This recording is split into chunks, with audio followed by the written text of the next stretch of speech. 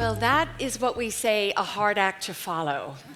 That was glorious and uplifting and electrifying. Thank you so much. I'm Alexandra Monroe. I am Senior Curator of the Solomon R. Guggenheim Museum and Foundation and Lead Curator for the Guggenheim Abu Dhabi Project. And I first want to congratulate DCT, especially our chairman, Mohammed Al-Mubarak, for the fifth iteration of the Culture Summit. Each year gets more layered. You have persevered during very difficult times for culture, and yet here we are gathering in this extraordinary part of the world, meeting so many thinkers, artists, game changers, agents of the future, and we all feel very privileged and honored to be both a co-organizer and a participant. So thank you and congratulations to all the organizers. I want to just give a brief introduction of my very distinguished panel. I know two or three very well, and the other two I've had crushes on for the longest time, and I'm so excited that this summit has finally brought us together. So beginning with Sultan Al-Qasimi, who many of you know is very, very well known in the region and also internationally as a founding intellectual and collector behind the Barjil Art Foundation and Barjil Art Collection that is now housed at the Sharjah Art Museum. And as all of you know, Sultan has been an extraordinarily robust, passionate, knowledgeable collector in a field long before really anyone else. And you've taken it to a depth of urgency and really forming the field through what you collect and how you think about what you collect. I also want to congratulate you.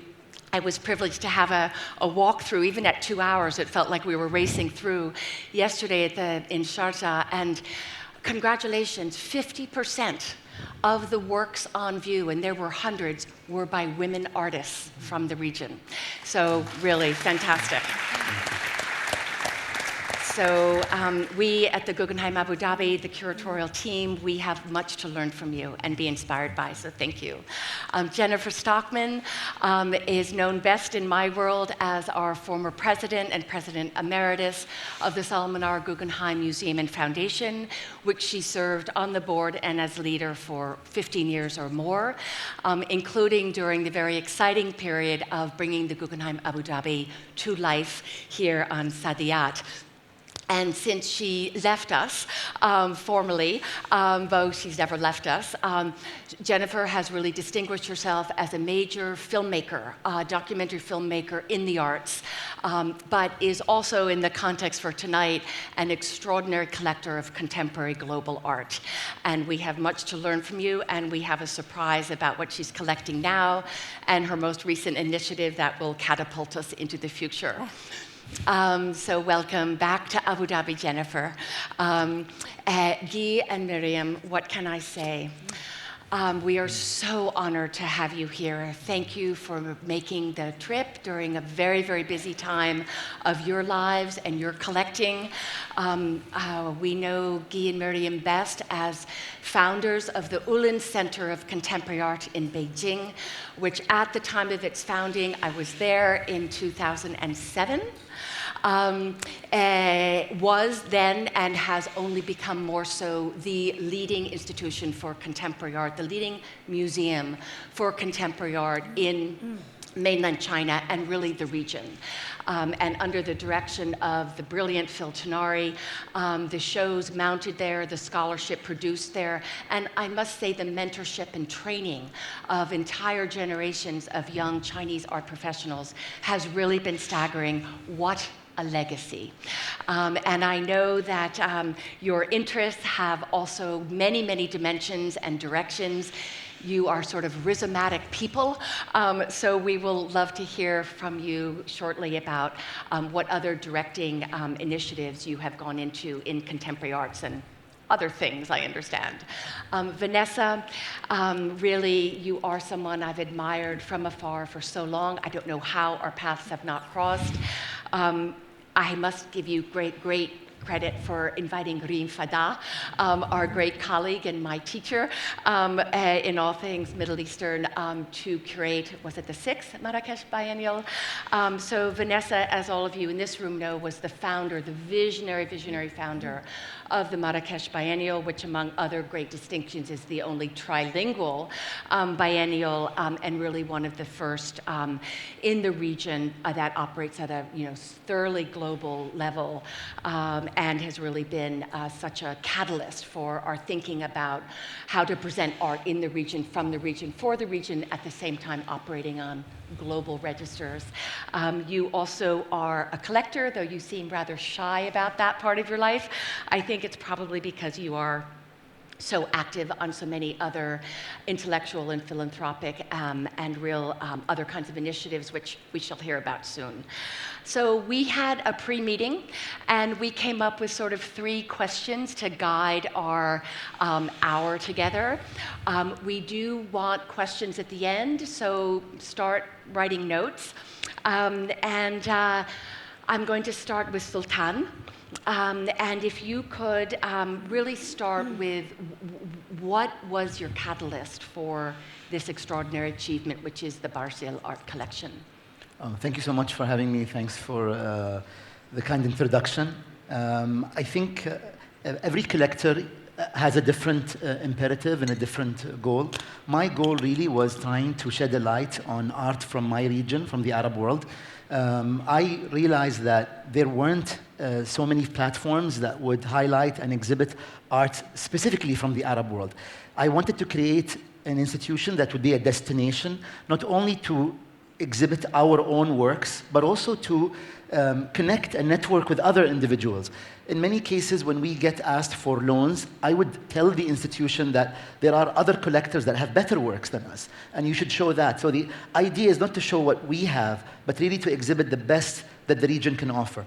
And I'm happy to say that since we started about 12, 13 years ago, that we've loaned to over 100 museums around the world.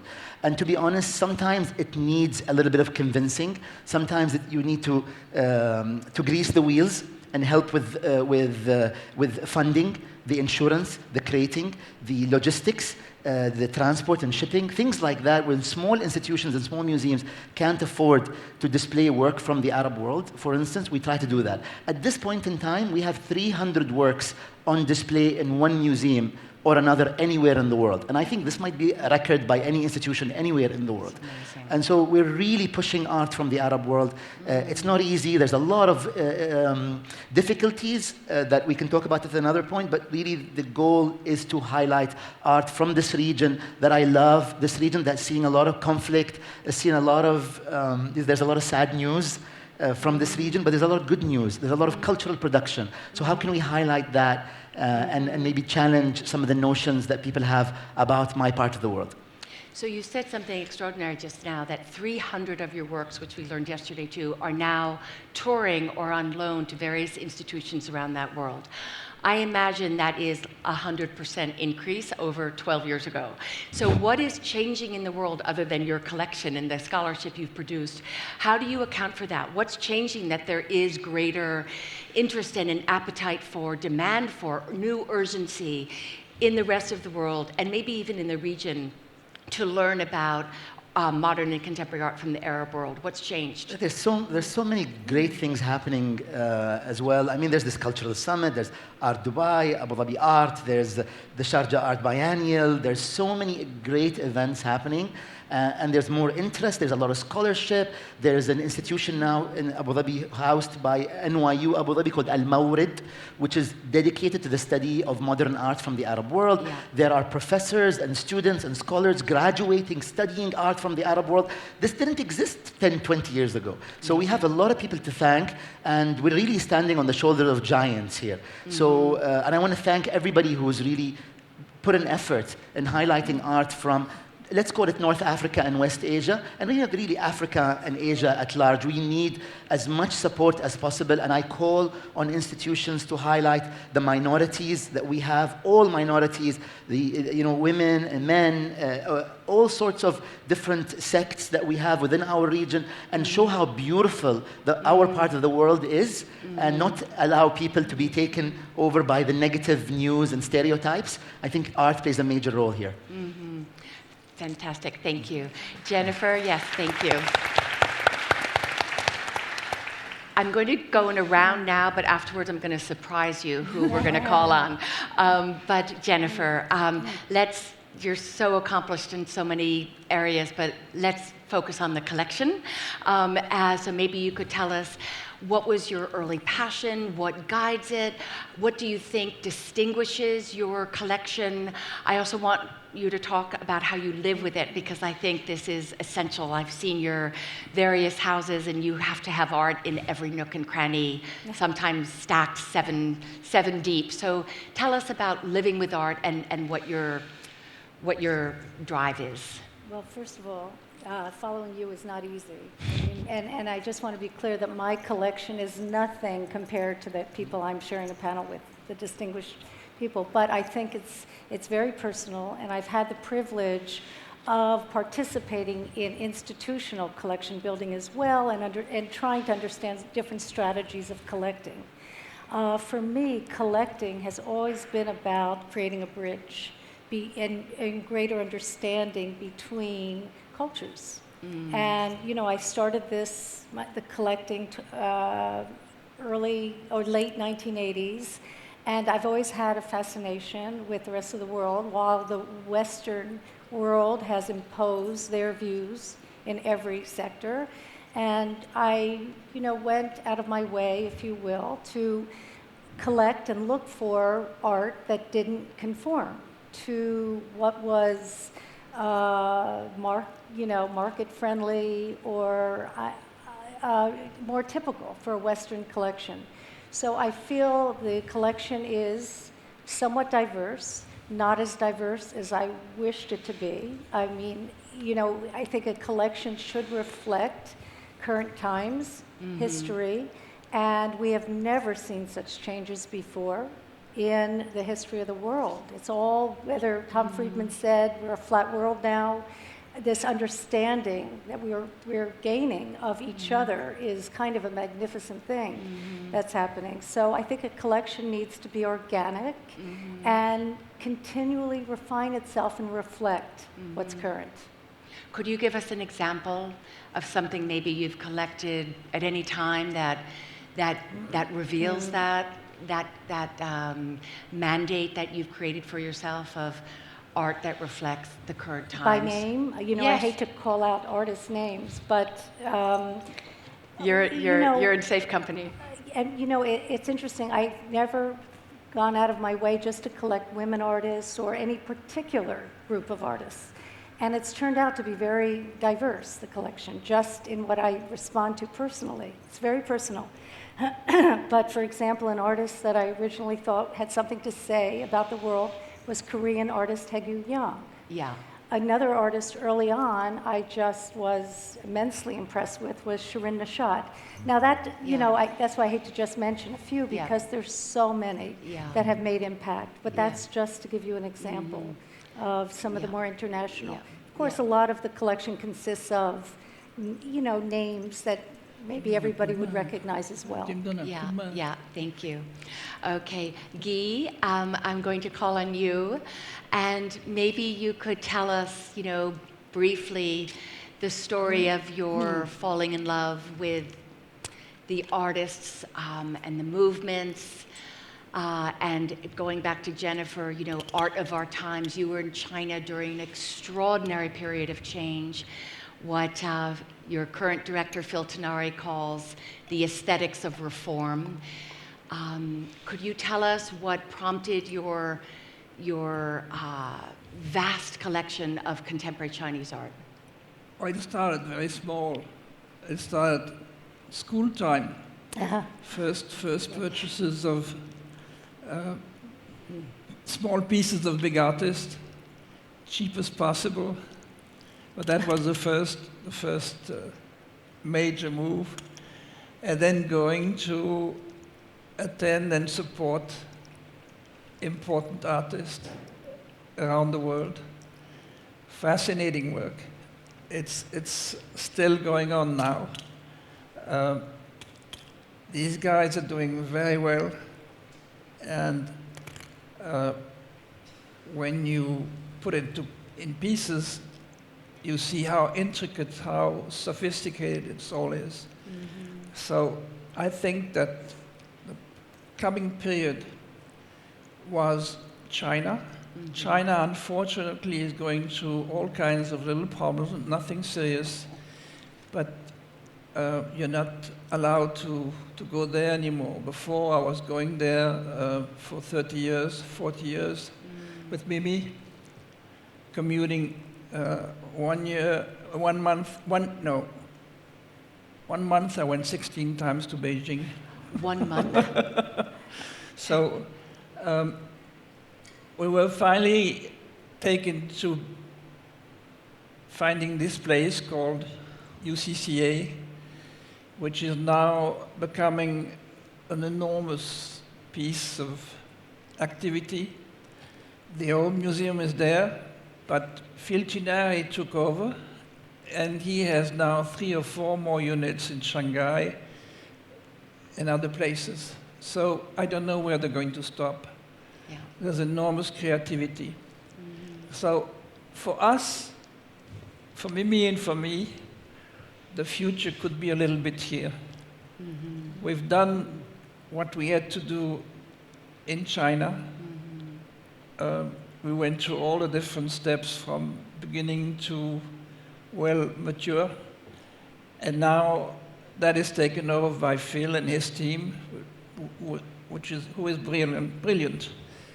And we are probably going to have a lot of interest for this area of the world, where everything is happening. It's quite extraordinary too. I don't know where the future is going to stop, but you can feel so much interest among the local team of lovers that we're going to have a lot of surprises. Mimi, do you want to add to that or give some context to your collective? And I mean, this is also interesting because Mimi and Guy did it together. And it's very much a mark of your partnership and your intellectual interests and your collecting interests, but also this deep fascination with China at that time and conviction in the importance of China globally, geopolitically, and therefore also culturally. Do you have any comments on that or? Yes, we have traveled a lot to discover the Chinese artists. We went in China 5 times, 6 times a year. And we have been lucky to have a contact with the artists directly, with the gallery. It was different because the spirit was different when you have a contact immediately with the artist. And when we were with the artists, we bought immediately 5, 6, 7, 10 pieces.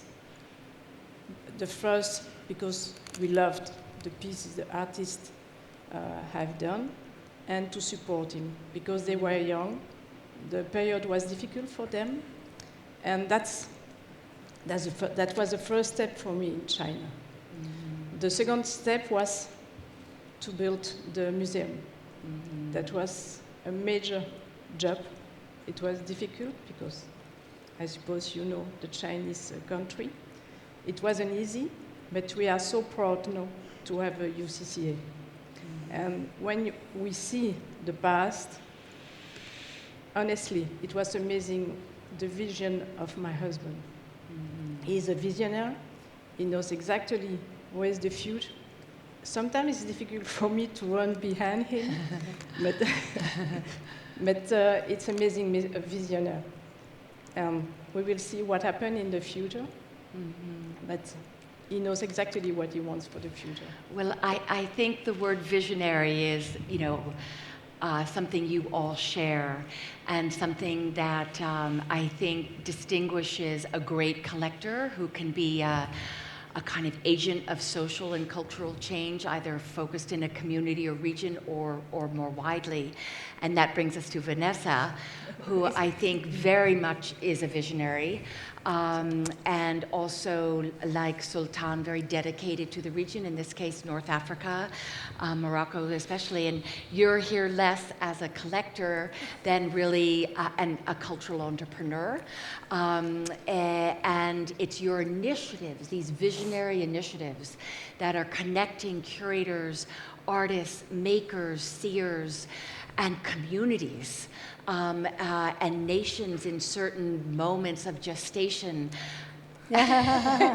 So tell us how it all started. Well, I mean, I learned quite early on that, well, I knew that artists were very special people, and I could never be one. But playing to my strengths was making an environment that artists could feel they could create in. And so when I was 23, I opened a little gallery down the Portobello Road. It was a very small space. I didn't have any funding behind it, but I was in the right place at the right time. Being in London in the 80s, it was just becoming international. It was just getting that feeling that, you know, we were quite daring to show artists from abroad. I mean, you know, it was like you show artists from abroad.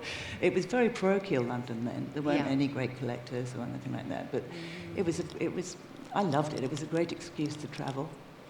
You know, I showed some artists, and you know, for 5 years, I just inevitably bought some of the work of the artists who I was showing as well. So that was what got me going. But I gave William Kentridge his first 3 exhibitions, showed his first films, showed Sonia Boyce, who won the Golden Lion at Venice this year. I gave her first show. So I was just sort of in the right place, and it was just when the YBAs were getting going. So by default, really, my collection got off to a good start. And it's more, my collection's been more of it's a souvenir of my life. I've never sold anything ever, and I love talking to artists about what they're doing. I love supporting them. I also understand, having had the gallery, the immediate, the role that collectors play in the creative process.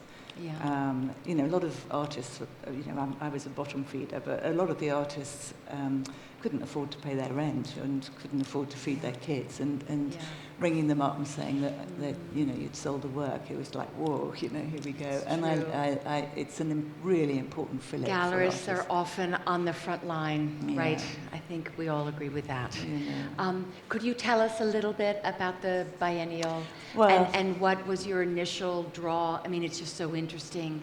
I would say, you know, Jennifer, your collection is broadly global. There is a strong European and American focus, but it's broadly global, including the 2 artists you mentioned, Hegu and Nasreen. Your early collection, among many, but what distinguishes you internationally is your amazing work in China, and of course Sultan in this region. So what drew you to the region? What is it that a region offers to shape a vision? Well, I've always had enormous respect for the Arab culture. My father was in Palestine in the war, and well, he was all the way along North Africa, and so I was sort of brought up with this sort of, you know, inbuilt love of North Africa anyhow. And I bought a ruin in Marrakesh, really just as a fun thing to do, if I'm being honest, after too many glasses of wine at lunch, which I'm sure a lot of us have made this mistake. Anyhow, a few years after I bought the hotel, I was beside myself with anger about the Iraq War. It was something I just couldn't. I didn't know. I didn't know what to do about it, and we were always brought up as kids to, you know, don't just complain, but do something about it. And I just remember thinking the only thing I can do, because I know the arts and because of my brother was very involved in the arts, in music and film and things. I knew a lot of culturally significant people, and I thought that I'd start an arts festival in Marrakesh, really as a platform for debate. It wasn't so much as it had film, literature, poetry, performance. It wasn't just about visual arts. And then, of course, we did the first edition, and then Mission Creep came in, and it got bigger and bigger. And the visual art, the component of it, became the most exciting, if I'm being honest, because that lasts. The pieces stayed on for 3 months, and it. I don't know whether people realise that. Well, here I've got a lot to learn, but I was learning on the job in Morocco, but. Morocco, and particularly Marrakesh, had framed itself as being a medieval city. It was a sort of, it hadn't changed. There were donkeys in the streets and everything. And this was dreadful for young people growing up, where contemporary thought and ideas weren't celebrated. And so by having a really good arts component into the contemporary, cultural, exciting, dynamic thing happening in the city, it really did make a difference, actually. I was very pleased. Well, I mean, it's just amazing. So we're here at the Culture Summit, and one of the lessons is art can really change people's lives. It can change the artists' lives with the support you're giving, but it can also change a city's life. Yeah. Certainly changed mine. And it certainly changes, absolutely. Yeah. So Sultan, I'm just going to jump ahead to another question that the summit has asked us to consider, and we heard quite a lot about this morning from so many distinguished leaders of countries and former leaders of countries, which is, of course, the pandemic, which we think we're out of, but maybe not totally out of. So how did the pandemic affect your collecting, and what sort of pivots did you discover that can maybe be beneficial to our understanding of arts and culture going forward? Pandemic, I think, provided us with an opportunity to self-reflect on ourselves, our lives, and who we are and what we're interested in, and also provided us with a chance to maybe spend more time reading and educating ourselves about art. I suppose as collectors, maybe we had more time. The time that we spent gathering with people and spending time with friends, which is very, very essential to human beings. Yeah. I think we spent some of that time maybe with ourselves and our loved ones, and maybe reading about art and culture. I must say that I spent a lot of it online, where I continued to teach online, but I also continued I started a platform to interview artists that I call the Cultural Majlis. I interviewed 50 artists. So that was part of my research into... This is amazing. Can you tell us a little more about that? Because this is an extraordinary example of, It basically just started when I thought, I'm meeting with many artists, I'm interviewing them online, so let's open this up to others. So before I knew it, there were 300 people on the Zoom links. I had to buy an account because, and then I realized that Zoom ends after 40 minutes, so we had to invest in a professional account. And we interviewed many artists in North America, in Iraq, in Syria. I think we broke a couple of international regulations and rules because Zoom was banned in some countries. Like Syria, for example, we had to find a way in order for us to interview artists there. So that was call Elon Musk. So that was quite interesting. And we ended up interviewing these artists, and these interviews are now online, and some galleries are playing these interviews. Fantastic. And these are some of the only interviews that these artists have ever conducted. And there was a very cute beginning, the beginning and the end of the interviews. A lot of people who didn't see each other for a year or even longer would talk about news. It was very cute because these older people would say, "Oh, I heard your son got married. Congratulations, your daughter got engaged." And so it was so nice to see people come together online. But going back to art collecting, which is the subject of this panel, is I think I started looking for art online. I started maybe digging deeper into Instagram and Facebook and Twitter and WhatsApp, and I built relations with art buyers online, which I didn't do before. So I ended up building networks with art buyers in countries like Yemen, Syria, Libya, Iraq, and elsewhere, countries that I hadn't been to, but I felt like through WhatsApp, through these social media platforms, I was able to connect with them.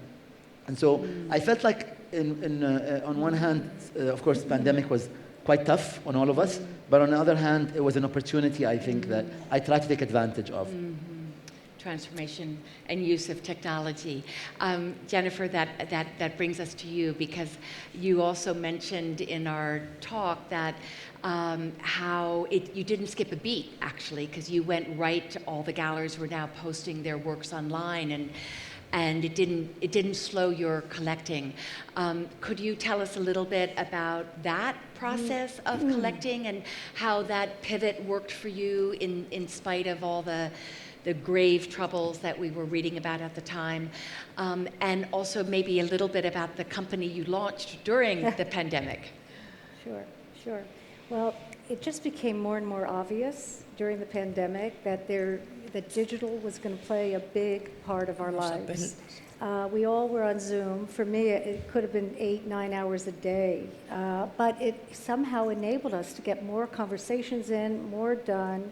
All the galleries, museums even, got very adept at posting exhibitions, work, summaries online. It's been online in many cases. But often we never accessed it before until we were sitting in our own homes for 24/7. And so I found myself actually loving the use of technology. I started my career with IBM, and I've always found it strange how I could be IBM, and I was an engineer at IBM, and then switched to art, which is really my passion. Computer programming was actually not my passion. It just seemed like a practical thing to do in the day. But I just find it fascinating, the merger of art and technology now. And I started studying, this is when the Beeple phenomena happened with the $69 million NFT. Right. That itself created a sensation, and I think a paradigm shift in many ways. Yeah. And the metaverse, this is even before Facebook changed its name to Meta. There was a lot of conversation, especially in fiction. Metaverse has been talked about for probably 2 decades, but always in a fictional way. But it was all of a sudden becoming real because artificial intelligence, augmented reality, 3D, everything was accessible. In the IBM days, back when, we talked about it in robotics and things that eventually would happen, but it just seemed so futuristic and it would not impact our lives. Well, clearly, it already has impacted our lives. And, these are the tools that are now available to artists. And as we know through art history, artists have always used the tools available to them, whether it be sticks and branches or dried fruit or whatever. They've incorporated often a lot of that in their work. So it's only natural that they're going to start incorporating technology somehow in their work. Many already have. It's not that this is just happening.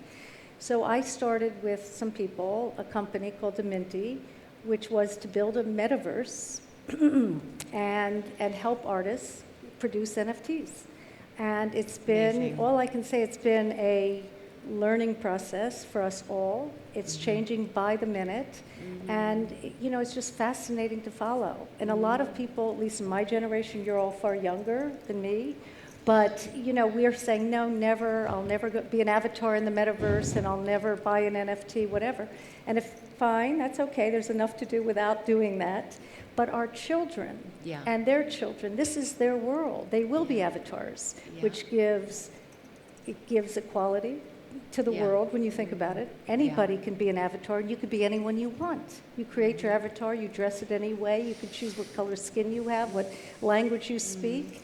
And it's, when we talk about what's happening in the cultural world with identity and everyone wanting to be heard, it's sort of a natural follow-on to me, that this metaverse world is not just a futuristic dream, that it's happening. That is really brilliant. Thank you, Jennifer. I think that deserves a round of applause. I mean, Even if you don't believe it. I mean, really, just somersaulting into this entire new language and structure, which I still do not fully understand, but a very young, actually Chinese entrepreneur, she's literally in her 20s, she graduated from Princeton like a day ago.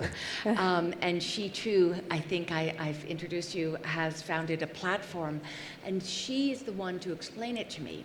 Their first launch was with Saibo Tang, who's an artist we know very well. Yes. Guy knows very well. I curated his retrospective at the Guggenheim in 2008. He's been here in Abu Dhabi. And she said, no, it's not just about taking a Mona Lisa. Right. Hello, Louvre. I know you're in the room. And doing an NFT of the Mona Lisa, or for that matter, a Jeff Koons. But it is which are the artists who were understanding, as artists once understood, video as a structural language, a new medium to channel a whole new way of thinking about the world around us. And when I understood that NFTs, because they constantly change, it's what Trevor was talking about today. It's this, tell me if I'm right on this, but it's this ability to have this internal algorithm that is constantly evolving that you don't really have control over.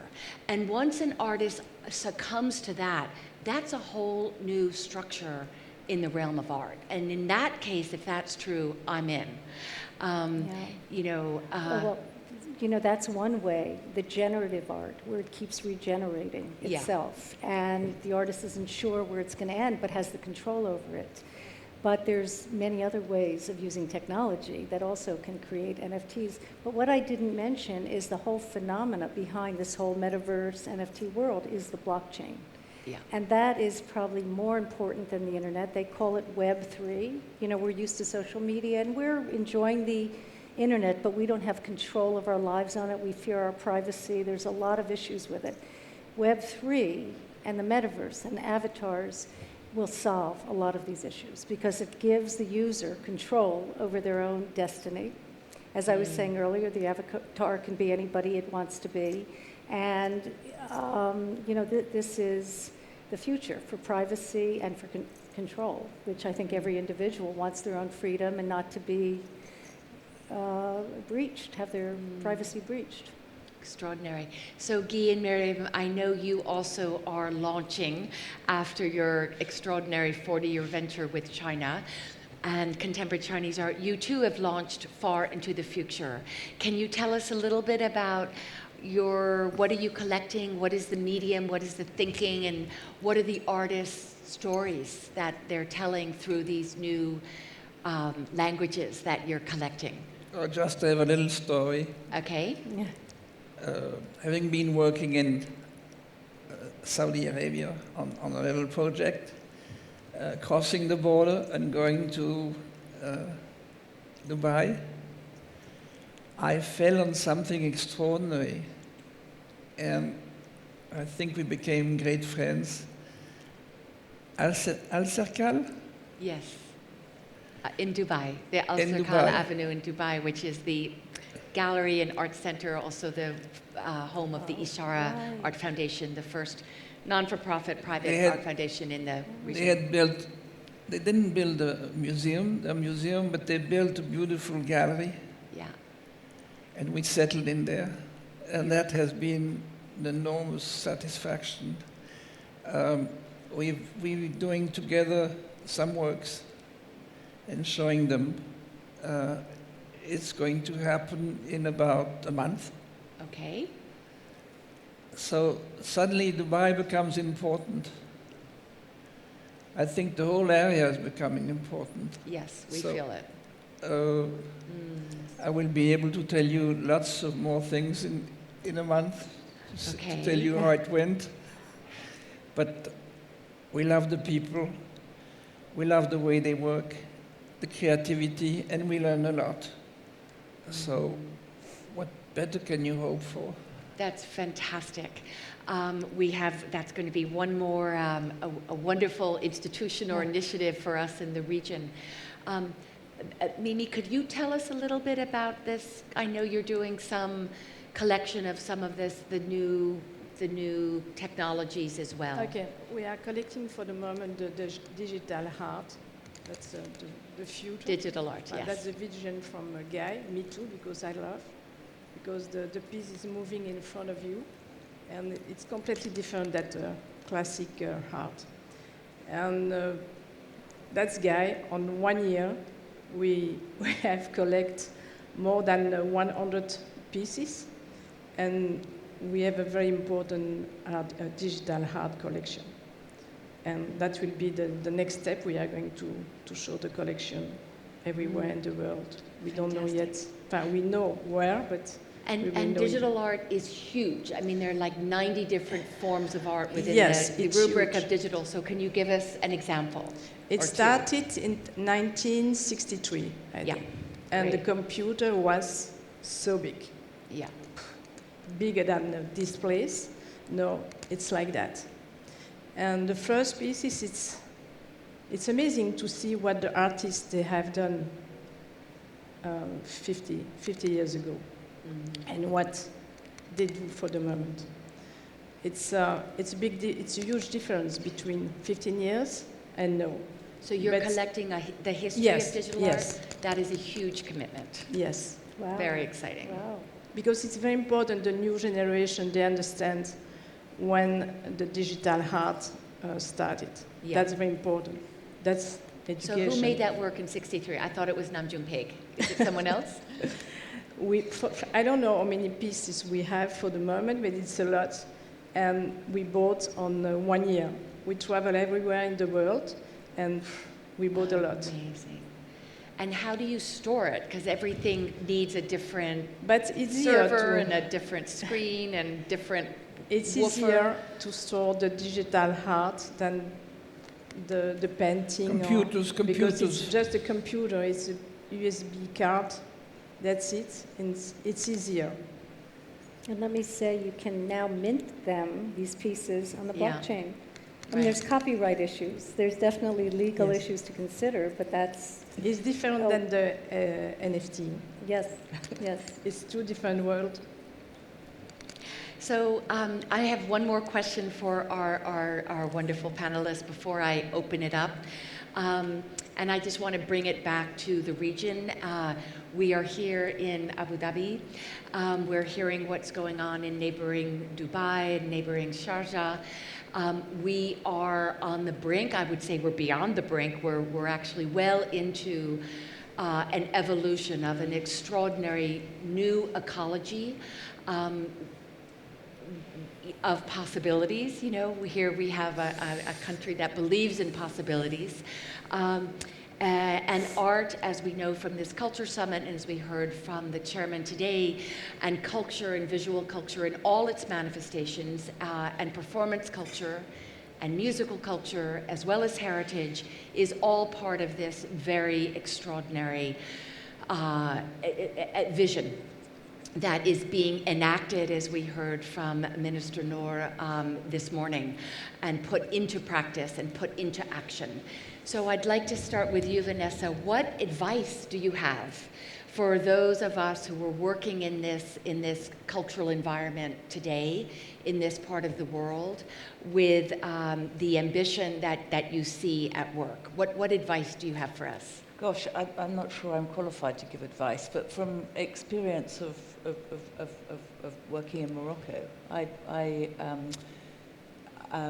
think it's really important not to go top down and encourage as much creativity to bubble up from below. And how you do that, I'm not sure. I mean, we I think get artists to come in and work with people from here, have as much communication as possible. You know, obviously kids' engagement, but I think that it's no good just flying things in and it's not. I mean, obviously it's wonderful to have the absolute best to go and see in museums, but you need to. You can't expect people to walk into a museum and go, wow, you need to bring it out to them down below. So, but it's going pretty well, I think, with this year so far. Thank you. Sultan, you've thought a lot about this and you know the players very well. What advice do you have? For all of us, for you too. What advice do you have? Maybe what is your vision for the region? My vision for the region? I mean, I'm too modest to have a vision for the region. I have a vision for myself. What's your and vision the for collection, yourself? but not for the region. Vision for myself is, vision for myself really is to see more art from my region being exhibited, being studied, being documented, going onto NFTs and blockchains and Bitcoin and whatever it goes into in the future. I have no idea. But really it is to highlight art from my part of the world and really highlight the underdog. And the underdog is here. And the underdog actually is better than a lot of art that we hear that's exhibited in global museums. Sometimes I go and I say, what's this artwork? Where there's so many better artists I know from my part of the world, but because they are disadvantaged, because they have no access to media, they have no access to, coverage in newspapers, that they don't get highlighted.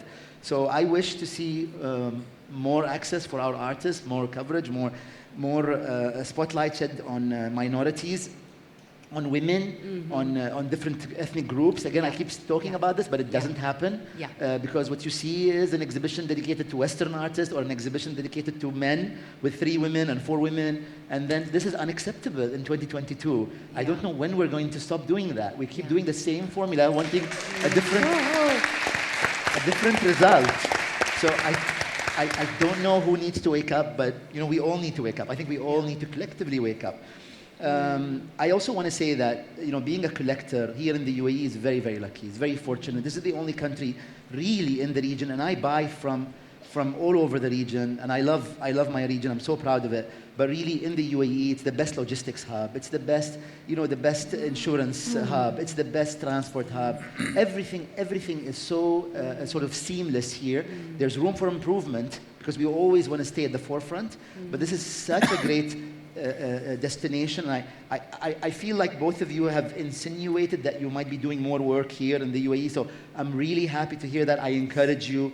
And I encourage everybody in the world to come and show your art in the UAE and move your collections to the UAE and move your... and then give them to the Guggenheim. Give them to the Guggenheim Abu Dhabi. Why not? Yeah, so, that's my vision for the region. Wonderful. Wow. Wonderful.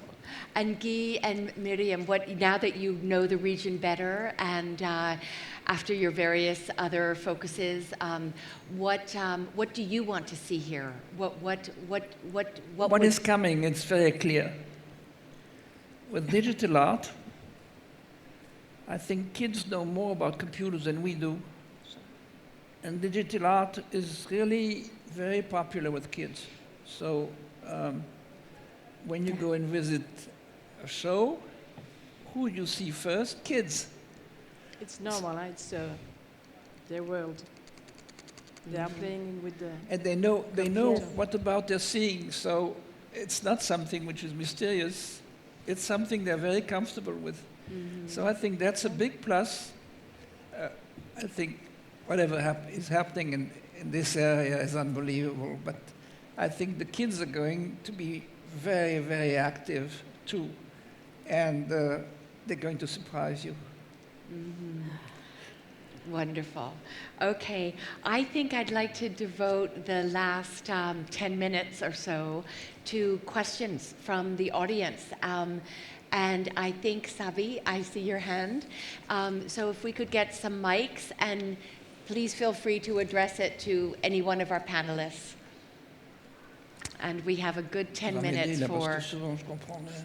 Can we get a mic for our friend Sabi? And Manuel is also there. And Manuel? Oh, we have a lot of questions. Good.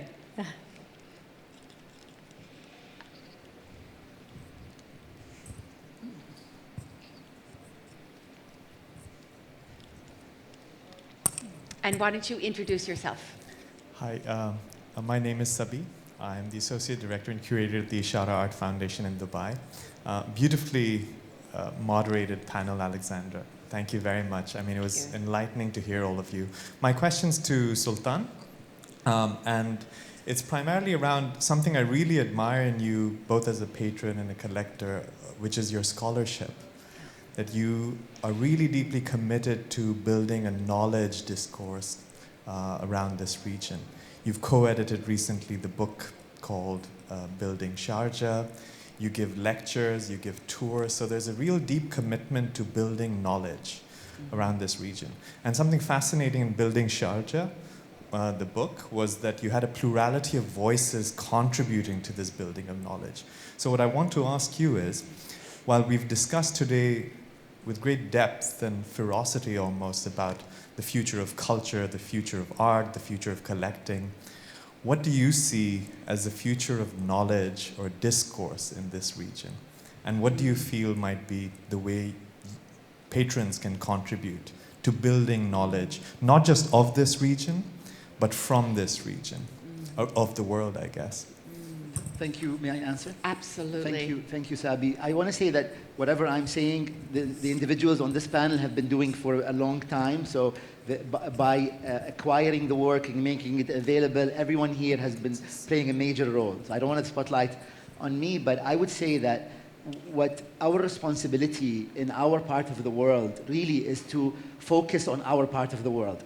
I think that Indian collectors, Pakistani collectors, Saudi collectors, Emirati, we should look at our part of the world. I discourage you from looking all over the world, because we need every penny. We need every moment of your attention. We need every iota of your energy focused on our part of the world, because we have been neglected and forgotten about. We have had our region been a victim of conflict, of crises, of non-state actors, of occupation, of imperialism, of colonialism. We need to invest in our own culture. We need to highlight the beauty of this region. I'll tell you, if we don't work on highlighting the history of our cities, whether it's Mumbai or Karachi or Tehran or Baghdad or Erbil or whichever city in the region, I don't want to, but whichever city, who will do that? If we don't play our part in focusing on our part of the world, do you think scholars will come from, I don't want to mention countries, and focus here and say, I'm going to write a book about my own country. I'm going to, about that country. I'm going to focus on art from this nation. They wouldn't do it. So I'm very happy to hear that some collectors tell me, oh, I'm acquiring work from these Western artists. And, you know, it doesn't impress me. I'm sorry. It does not impress me. It impresses me if you're going to say, I'm looking at art from Kurdistan. I'm looking at art from Yemen. I'm looking at art from, I don't know, North Africa, from Mauritania. I'm looking at art from Somalia. That impresses me much more than saying, oh, I went to this gallery in this Western capital and I acquired this artwork. And I feel pity. And I feel sad, and I feel like, you know what, this just doesn't add value at all to our world. It doesn't advance our cause in any way. Buy the art, invest in the artists, highlight them, document them, invest in the research, invest in the scholarship. This is what we need. We don't need another Western art collection, to be honest with you. I'm sorry to be very blunt, but this is how I feel. Wow. So how do you really feel? How do you really feel? I just wanted to give a very quick shout out to the curators here today in the room. I don't know if you're here now, who are working on the Biennale of Islamic Art, which is doing much of what you're talking about, which will open in Jeddah in January. And I think that that focus is so needed to explain this part of the world, the culture, the spiritualism of it. There's so much more that people need to understand. But the one area, it's not that I disagree, I want to add to, is that in showing this part of the world, which I agree has been missed, and it's finally, I hope, and I feel is getting its due, but sometimes it's helpful to contextualize it with other periods of time happening at the same time, and to show how important it is that maybe this region wasn't looked at, but you look at it compared to what was happening in the Western world or in parts of Asia or anywhere in the world. You know, it just puts a whole new light on it. So that would be the only comment. Manuel, I saw Manuel's hand. And please introduce yourself, not that you need an introduction in this context. Hello. Thank you, Sultan, for pointing at me in the background. I'm Manuel Rabaté. I'm the director of Louvre Abu Dhabi. And I have a question that I would like just to echo and maybe amplify, maybe a little re-articulation of what Sultan said. I truly support and I admire the work and the importance and, let's say, the urgency of giving a stronger voice to the region and the extended region, you were absolutely clear in defending it. And I guess this is a lot what Guggenheim Abu Dhabi will be doing and already doing through the collection, through the vast collection, and through the questioning of the contemporary. Being the director of Louvre Abu Dhabi, I have to amplify what you just said, in fact, the question of contextualization and universalism. I do believe we can tell the story of the world, and I think the strength of Abu Dhabi and the UAE is to be able to tell the story of the world, of all the parts of the world, and to make them in perspective. Mm-hmm. I'm equally proud of our exhibition on Impressionism, which opened 2 weeks ago, which is indeed a little too male artist-oriented because of history, even if we try to compensate. But I was even more enthusiastic about the Dragon and Phoenix, which was questioning the relationship between the Islamic world and China. And this kind of conversation can happen today only here. And we can be very, very pleased of that. It's not the Mona Lisa which is coming, it's the St. John the Baptist, which is a great launch from the Louvre that is going to come to celebrate our 5th birthday. I'm proud we have that. Yes, it's also Nabi. I mean, it's not because it can be read in the Muslim world and in the Christian world. I'm proud because this is a masterpiece of humanity that will be here for everyone to watch and to see. This is what we're giving, this is access. Okay, enough of me. I just wanted, as always, Sultan is triggering something in you that cannot stop. My question for all the panelists is actually, you all are collectors. You all are with your taste, with your resources, with your life, with your, you said 16 times in a month in Belgium, with your energy. You are gathering artworks. Mm-hmm. What is the relationship that you have with the institution as a place, not government or non-governmental, but the place in which you exhibit these artworks? How do you see the projection of or the translation between your taste, at the end it's your taste, it's your choice, because you own them, because you decide to curate them, and the moment they are offered to the public? How do you articulate it? But I don't think we have time for everyone to answer. So Vanessa, may I turn to you? Because I think what I gather is you live very intimately and powerfully with the works you've chosen to have around you, almost as talismans. And you've said something that the others haven't said, is that you never sell a work. No, but I do lend to galleries. I mean, I'm feeling slightly out of place in this panel because I'm not a collector of international repute like everybody else here, and my relationship is far more haphazard and much more personal. Actually, I think. I mean, not you have completely, but I've tumbled through the world of artists and creatives and sort of acquired work on the way. And so each piece is really incredibly important to me. And I live with them and I have them all in the hotel. So I'm not really equipped to answer that. What happens to them at the end of the day? I would have thought it would be very nice to find for a few pieces. I definitely don't see them going to my kids because they don't deserve them. So they'll go to. I think I have a relationship with a small gallery in the UK. I think that the most interesting point we had was Sultan's earlier, and I just want to come back. I think it's very important not to ghettoise artists in a region. I think we can all learn from each other.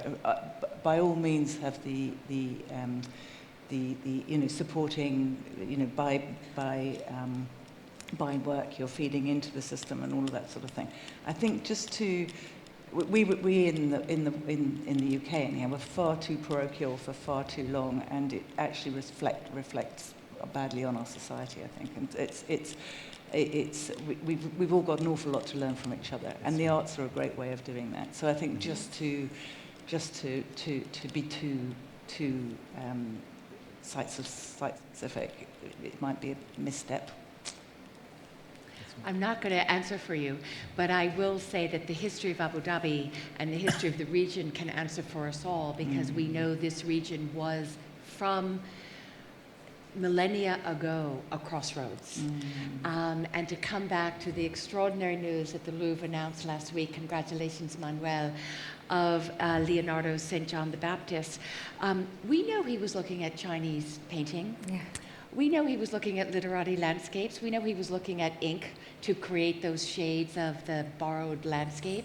So I think we are advocating, if I can summarize, both a very deep, dedicated sense of urgency that each of you have to a region, and to build up what is really, we all know, of paramount importance in the Arab world is to deepen and legitimize the scholarly field as well, and the critical field.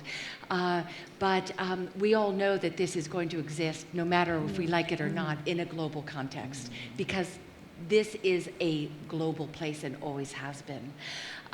So I think we are out of time. I want to thank all of you and congratulate you on your individual and collective achievements, and for the institutions that each one of you have devoted your lives to. And we've been talking about art collections, and we've been talking about artworks, even those that exist on the blockchain. But I think we want a final round of celebration and gratitude for the artists who make it all. Yes.